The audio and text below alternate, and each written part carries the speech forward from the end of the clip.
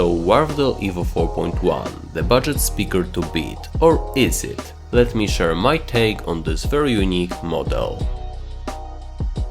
Indeed, even the cabinet itself at any angle looks very different from every other rival in the segment.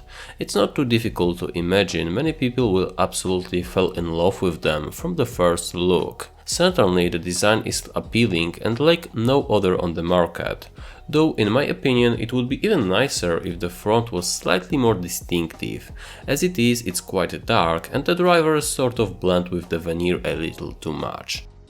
Also, why not to emphasize this distinctive AMT tweeter a bit more? But enough of the nitpicking. Whereas looks might be subjective, build quality is not. And this is where Evo 4.1 really exceeds most of the competition at $800 price mark. From the front throughout the back, all the materials feel exceptionally premium. Bezels around drivers are rubberized, the terminal plate is thick and solid, and yes, you guessed that, real wood veneer is on board. As I already mentioned in my review of Diamond 12.2s, lately Wharfedale really seem to be setting new quality standards in terms of the build, which I hope all the manufacturers will eventually follow. But let's move to the most important, sound quality. Starting with the tweeter performance, as contradictory as it sounds, on one hand highs are mellow, but on the other there is some forwardness and signs of definition. My explanation for this is that the lower part of the treble is emphasized, while the rest of the higher frequencies are sort of tuned down. With that, mentioned brightness is never exhibited as sharp and as in your face as in, for example, the Diamond 12.2s or BMW 606. That said, the Evo 4.1 is able to reveal a decent amount of information and detail, though I would say they are rather selective when it comes to that. All in all, their overall nature is definitely more on the calm, soft side, and this kind of delicate presence of upper treble won't be ideal for everyone, especially at lower volumes. The other more serious bummers connected with this lies in the dispersion, but more on those things later.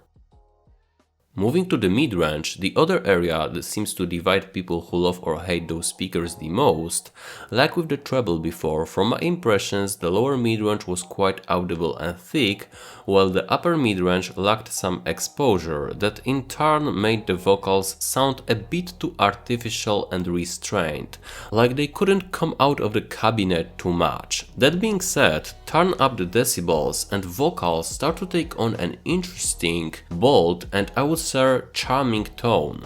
To be honest, I've probably never heard such uneven performance at different volumes from any other speakers I've tested. Quite interesting, but a bit concerning at the same time. Anyway, this confirms that in the end the Evo 4.1 has at least some of the capabilities that reviewers often praise it for. This image of mellow, slightly muddy presentation is fairly well completed with the lower frequencies in here. Most of the time the bass stays thick while being very clean, probably in part thanks to the downward bass reflex design, which also has its pros for nearby listening and close-to-wall setup. On the other hand, in some recordings I had a feeling the speaker lacked just a tad amount of depth and bass presence, though pretty much only at lower volumes. Keep in mind this is a relatively small driver in the end. But my main concern with the Evo 4.1 lays in its directivity, limited dispersion and fidelity. So I often like to move a few meters away from my setup, play some music in the background and just relax. What I notice is that the Wharfedales are really not a good fit for this. The sound quickly becomes very dull and blurry. While the Evo 4.1 provides with depth in the soundstage, the presentation is rather narrow and those speakers are overly picky when it comes to not only positioning them in the room, but also you as a listener. You will notice a huge shift in the presence of treble and upper mids even when you just simply stand up. I guess AMT Twitter is partly to blame here. In some part this explains unfortunately poor performance at lower volumes. To experience their strength, often mentioned magical, mature sound signature, you really have to crank up the volume, much more than in any other speaker that I've tested. But if you do that, suddenly all dots connect and those 5-star reviews start to make some sense. Magic comes out, there is a lot of detail, bold emphasis in the vocals and a generally attractive, mystical, slightly dark sound draws out. So, am I sold on them? Not totally, to be honest. Indeed, those speakers are very different, the proposed sound signature is unique and interesting, but in the end I can't turn a blind eye on their serious weaknesses.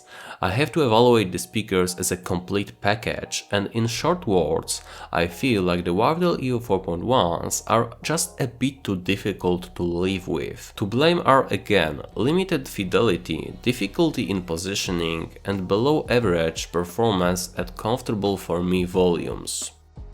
That would be all. Let me know what do you think about the Wharfedale Evo 4.1 or perhaps others from this very special range. Consider subscribing to my channel for more hi-fi reviews. Next I plan to test another pair of bookshelf speakers, KEF Q150, so stay tuned for that. I'm out. Deuces.